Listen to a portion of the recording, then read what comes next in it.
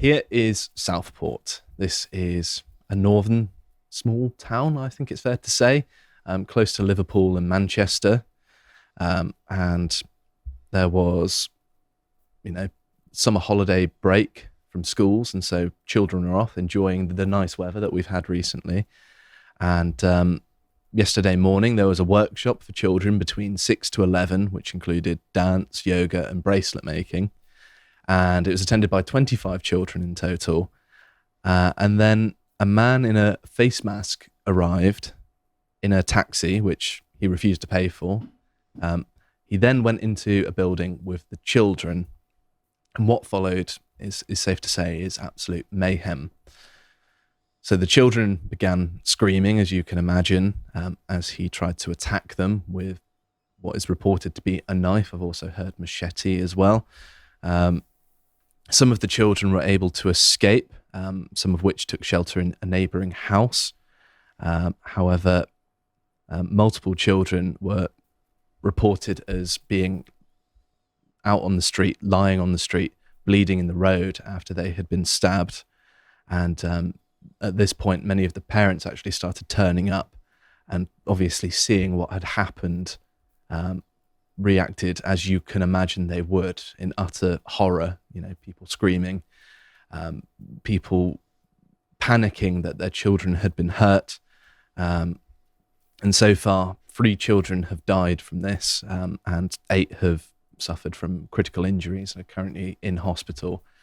And the children who are okay are still, physically okay, still reportedly incredibly traumatized by what happened. And I think a lot of the people that actually witnessed it have said it's one of the most horrific things they could ever imagine. And I can certainly see that being the case. So part of it is this. There was a businessman who shares a building with this, I suppose, dance hall community centre. I'm not entirely sure what role the building has. But he heard the screaming and ran in and tried to intervene. So well done to him. Well done to Jonathan Hayes. That is an incredibly brave thing to do. And I want to read about what he did to try and prevent this from happening. So I'm going to read from the Telegraph article here. A businessman tried to disarm the Southport knifeman after hearing screams from his office, the Telegraph can reveal. Jonathan Hayes, 63, was stabbed in the leg after running into the dance studio in a desperate attempt to intervene. His wife, Helen, 57, told the Telegraph that he regrets he could not do more to stop the ferocious attack that left 2 children dead at the time of them writing it, now 3. Asked if Mr. Hayes had tried to put himself between the knifeman and the children, she said he did. He heard screams. Our office is in the same building as the dance studio. He heard screams and went outside, saw the attacker, saw he had hurt a child and tried to take the knife off him and got stabbed in the leg. The dance studio is tucked away down a little alley. You wouldn't know it was there, that there was a children's dance studio there just by walking past, You would have to know it was there. I've been with him all afternoon at the hospital. He's very upset. He wasn't able to do more to help.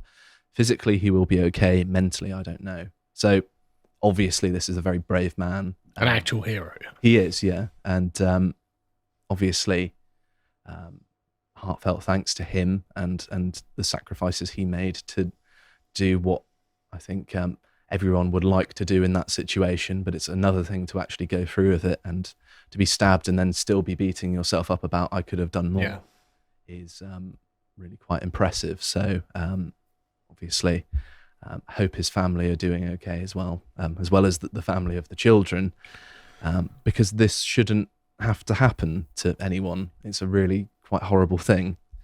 And another aspect of this Telegraph article is that they revealed, as Nick Buckley points out, and I'm going to read this directly, Merseyside police confirmed that a 17-year-old boy from the village of Banks, about 5 miles away from Southport, had been arrested and was being questioned on suspicion of murder and attempted murder. The youth, who cannot be named for legal reasons, is originally from Cardiff, in Wales, moved to the Southport area with his Rwandan parents when he was aged 6.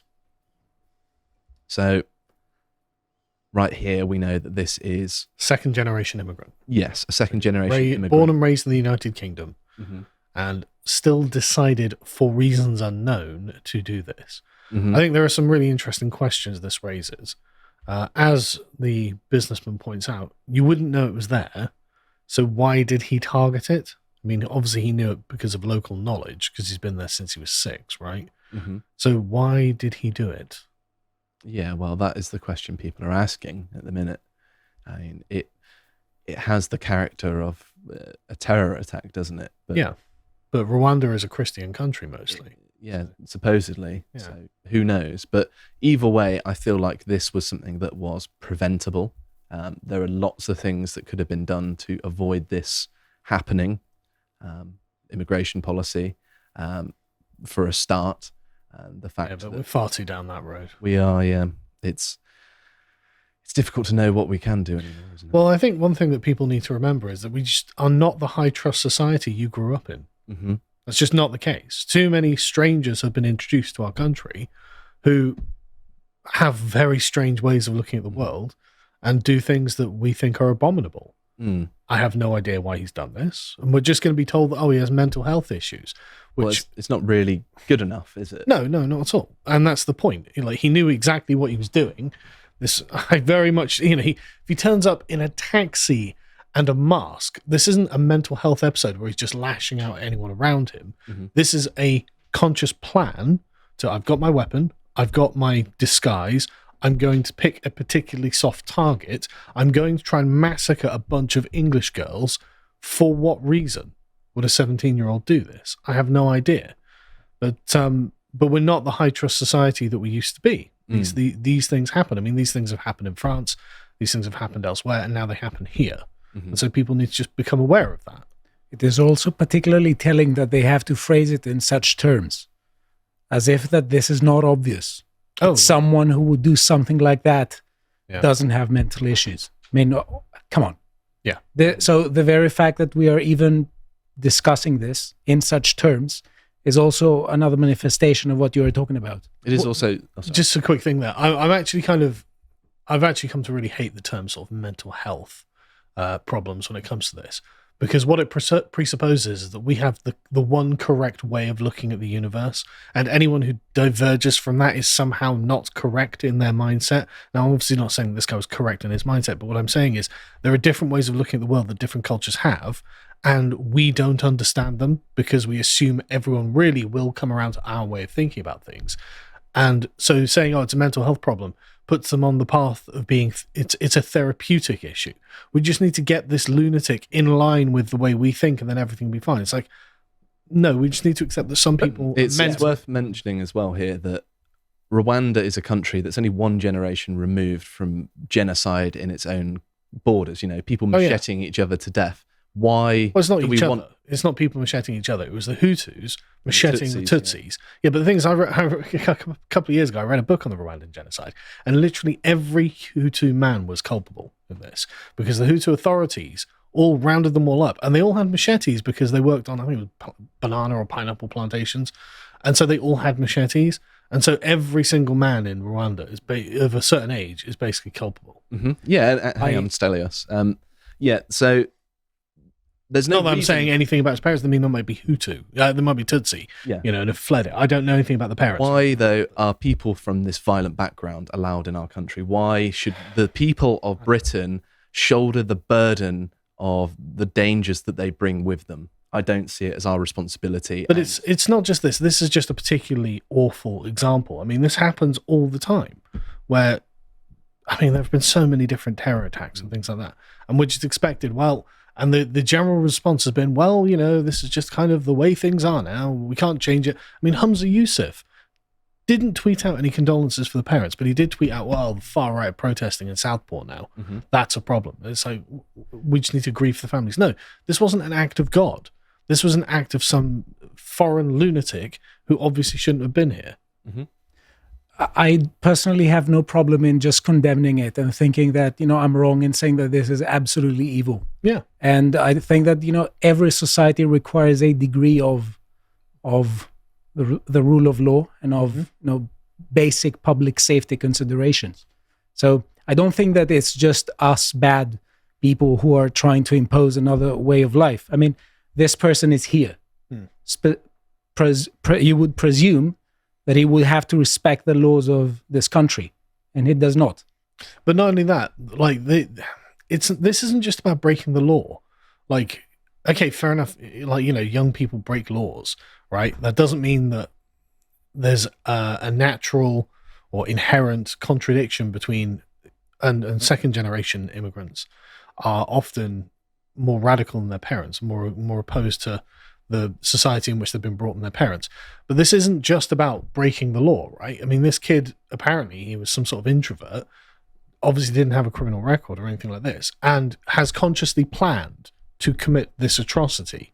And the police have said, well, it's not terror related. It's like, okay, but this was a conscious act. And when you attack the children of a society, you are attacking literally the softest, most vulnerable underbelly of that society. You are literally stabbing your knife as deep into the heart of the society as possible. So this was a conscious act done by an evil person that, for reasons that must assume to be political, right?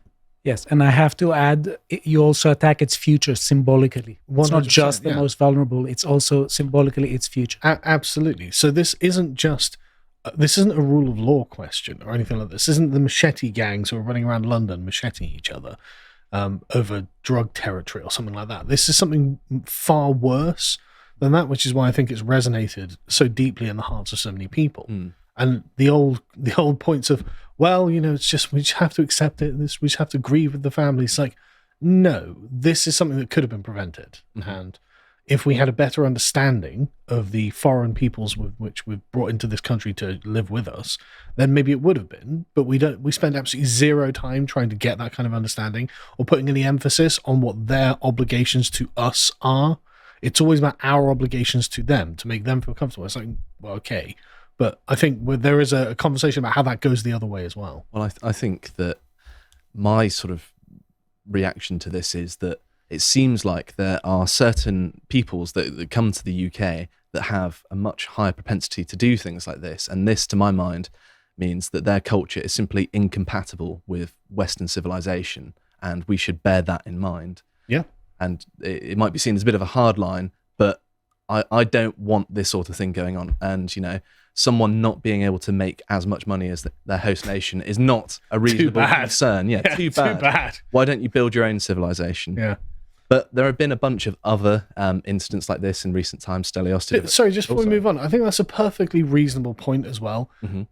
Countries with particularly high violent crime rates, we should just refuse anyone from those countries. Of course, yeah. Like, sorry, you've got South African levels of murder or rape or something like that. We've got the crime data. Yeah, exactly. We could do it overnight. Say, right, no more people from these countries. Yeah. And it could be done like that. It's a political choice that these sorts of things happen. Like Trump did with the Muslim ban. Exactly. Like, okay, well, lots of terrorists come from these countries, so we're not going to accept people from these countries. That's totally reasonable. Like people lost their minds about it. Yeah, and nobody's rights are violated. You don't have a right to move to the United States. Nothing bad happened to anyone. They just had to live in their country of origin like they had been doing right up until this point. Nothing bad happened. No rights are violated. And it's a completely sensible policy. Absolutely. So Stelios did a very good job talking about all of the recent stabbings. And you framed it as sort of knives with mental health issues because... That's how they frame it. Yeah, exactly. As in, that is what the media has been saying about it. Like these knives got up themselves. There's no agency to the people who do it, because then people would realize, hang on a minute, why are they doing this? Why are they even here in the first place? Yeah. Sorry. And just one thing, we didn't cover all of them because there are just too many. Too many. We covered some of them. I am going to do some quick fire mentioning here. We have the UK Independence Party, who we haven't heard from in quite some time, talking about the riots in Leeds. It was mostly Muslims, so I don't know why they've called it Roma Gypsy, but that was the host family, right? Yeah, but there were also gypsies. I mean, it was a Roma guy, I don't know what the politically correct term is, who set fire to the bus, for example. Okay. So it was a mix of both communities in these. The Bangladeshi riots in Whitechapel, British soldiers stabbed in Kent, 2 men attacked a firearms officer in Manchester Airport. There was actually a large counter-protest against the treatment of that, even though the guy who stamped on the person who'd already assaulted 3 police officers and broken a woman's nose, he had a gun in his hand, I think, which is why he stamped on him, because it's better than getting shot, I imagine. But hey, and they're saying now children have been stabbed in Southport. And there's also another list here. There's the Gillingham Army Barracks one. There was a girl 15 among 2 arrested after man stabbed in the London Underground. Teenage boy stabbed to death in Hackney. And a short-tempered cyclist stabbed a BMW driver to death in London. And just to go back to the violent crime thing, there are so many cultures around the world where violence is viewed as a legitimate form of settling personal disputes, right? That's the issue. We've allowed lots of these people who culturally just view violence as a part of life to come here, where we don't. Well, yeah, this has been imported into Britain. It's not homegrown. Yeah. And there was also this that happened yesterday, which we still don't have all the details for, and seems curious. So 2 people were taken to hospital with breathing difficulties after a woman approached them with a bag. It seems like some sort of chemical attack, because supposedly people were being hosed down in the street. And, you know, Bath is a lovely place as well. I actually lived there at one point, and I went to university there. And so to see this happen in what is one of the nicest places in the UK seems to indicate that no one is really safe from this sort of thing. And I know that sounds a bit sensationalist, but I remember covering the incident in France where a group of Muslims attacked a bunch of teenagers in a small town of 100 people. Yeah. And they stabbed a 16-year-old boy to death. Yeah. And then you had the knife attack. Where I can't remember where in France it was, where the guy was just walking through a play park and stabbing babies. So it's just Syrian refugee. Yeah, it's just what is happening. Then you have the incident in Ireland, where you had that guy stabbing children again. There's just too much of it going on to say, oh, there's no pattern. You know, it's an isolated incident. No, it's not. We know what kind of people are doing this. And they don't belong here. It's isolated incident number 200,700. Exactly. 75, And it is also worth mentioning as well, they're not calling this a terror attack, whilst people like Tommy Robinson are being arrested under the Terror Act. So the law is being for screening a film in London. Yes. The law is enforced so selectively these days that the notion of there being any justice in a sense that would actually satisfy both the aggrieved parties and society as a whole is sort of a laughable notion at this point. And here's some more here. This was the Valdo Calocane. This is all the not terror related things. These are all explained away as mental health. He, I believe, ran some people over in a van. And then you've got the Kent soldier stabber. There's another North London knife attacker there, Gabriel Abdullah, just attacked random shoppers with a knife. And then it's not terror related. Okay, but okay. That doesn't mean that we ignore it. That doesn't mean we go, well, there's no collective guilt that's brought upon the country and the communities or anything like that. We don't just, okay, well, that's memory hold. Then he didn't have a manifesto. So what? So it wasn't a conventional terror attack. Sure. Then you've got the Albanian woman there who slit a 7-year-old girl's throat. That was awful. Absolutely awful. Pure evil, isn't it? Yeah. How she's still alive. I know. It's just. And then again, they've got the Southport attack there. That's from Turning Point. The worst thing this country ever did was abolishing the death penalty. I swear to God. I'm certainly coming around to that. Yeah. It's just. There's such moral debt incurred that's not being repaid. So you actually put me onto this article, Carl. Yeah. Controlled Spontaneity, this is the government UK government blueprints shaping post-terror planning. And this is actually from May 2019. And it's still going on to this day, it seems. Oh, yeah. And I'm going to read a little bit from this article, so please humour me. The British government has prepared for terrorist incidents by pre-planning social media campaigns which are designed to appear to be spontaneous public responses to attacks, Middle Eastern Eye has learned. Hashtags are carefully tested before attacks happen, Instagram images selected, and impromptu, in quotation marks, street posters are printed in operations that contingency planners term controlled spontaneity, which is horrifically Orwellian term. Politicians' statements, vigils, and interfaith events are also negotiated and planned in readiness for any terrorist attack. The campaigns have been deployed during every UK terrorist incident in recent years. Of course, this was published in 2019, including the London Bridge attack in June of 2017 and the Finsbury Park mosque attack, which took place 2 weeks later. Within hours of an incident, campaigners are swiftly organised with I Heart posters designed and distributed according to the location of the attack. Plans are also drawn up for people to hand out flowers at the scene of the crime in apparently unprompted gestures of love and support. The purpose of the operations, according to a number of people involved in their creation who spoke to the Middle Eastern Eye, is to shape public responses, encouraging individuals to focus on empathy for the victims and a sense of unity with strangers rather than reacting with violence or anger. So if this is legitimate, which, to be fair, it does sound like there's some truth to this, this is one of the most abominable things a government could possibly do.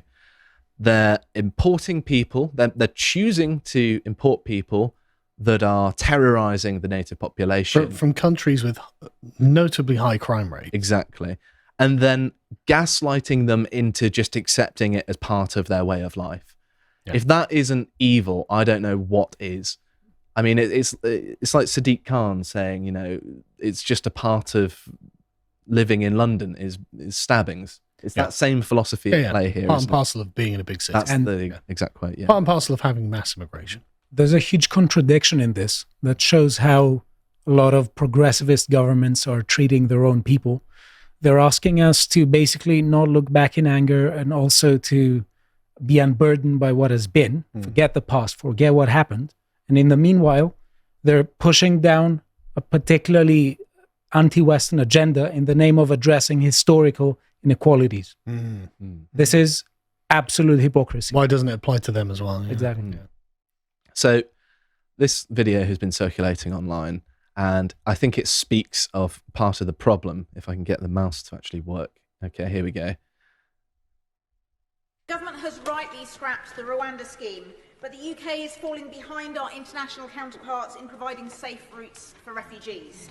We are now one of the only countries in Europe where refugee children in the UK cannot sponsor their family members to join them. Organisations like the Refugee Council have documented the harm this causes. Will the Home Secretary please confirm that the government's mission to improve opportunity for all extends to refugee children and will amend the How is it our job to provide opportunity for all? No, it's not, actually. It's the job of the British state to benefit the British people and no one else, by definition. That is the purpose of a nation state. That's why they exist. And the fact that these people are also framing it as children when we know it's young, 90% adult men, Yeah, fighting age men, many of whom have criminal records in their home countries. That's probably part of the reason why they're fleeing, and they know they can get away with it. And they know that they can also get involved in the pre-established ethnic crime gangs that exist in the UK and make our living arrangement worse whilst we're having to pay for it. These are the people that are causing Green Party these sorts of MPs, things. basically. Yes. Yeah, just left-wingers, people who think that we should open the gates to barbarians. It's absolutely sickening.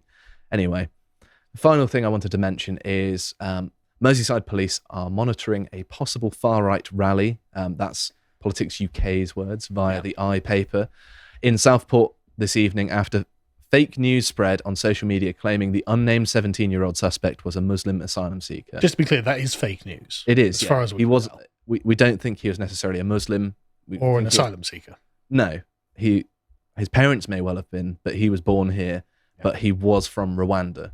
However, you know, I think that people rallying to protest this sort of thing, framing it as a political event, I think the vast majority of people should be opposed to stabbing children. I don't know what kind of ideology you must have to be opposed to that. But yes, I don't think framing people going to this, protesting against the fact that this happened, need to be framed in that light. Just to be clear, I wouldn't recommend going to any protests or anything about this yet. The wounds are too fresh, I would say. Yeah. But until something is done about this, which I don't see happening, I'm not optimistic about, you know, the Labour Party changing its mind about immigration. This is going to carry on. It's going to get worse. You're going to be gaslit into accepting it, and nothing will get done. Yeah. I hope you appreciated that segment from the podcast The Lotus Eaters, and if you want to see what else we're up to, you can watch Dan's series, Brokenomics, where he interviews former Conservative MP Marcus Fish about what he believes led to the Conservative Party's defeat and his frustrations with the party. And if you want to see what else we're putting out, we share links to everything on our Twitter account so you don't get to miss anything. Thank you very much for watching, and goodbye.